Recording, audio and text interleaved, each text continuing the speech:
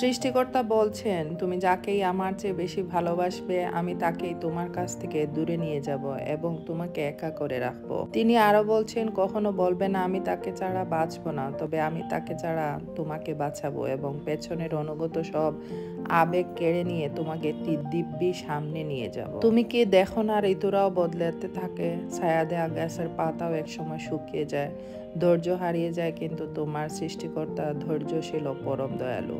সেই ঝরে যাওয়া পাতার ডাল থেকেই আবার সবুজ পাতা গজায়। তুমি কি দেখো না তোমার সৃষ্টিকর্তার এই নিদর্শন? আর শত্রু খানিক সময় পরে বন্ধুতে পরিণত হয়। যে মানুষটাকে নিজের জীবনের চেয়েও ভালোবাসতে সেও তোমার সাথে প্রতারণা করে। তবে তুমি কেন তোমার সৃষ্টিকর্তার বিমুখ হয়ে মানুষকে ভরসা করো?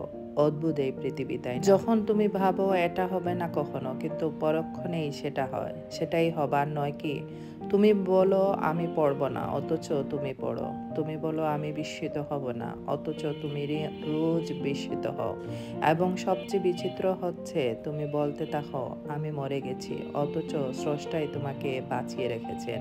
তুমি বেঁচে থাকো, তোমার সৃষ্টিকর্তা তোমাকে বাঁচান, তোমার সৃষ্টিকর্তা তোমাকে বাঁচিয়ে রাখেন।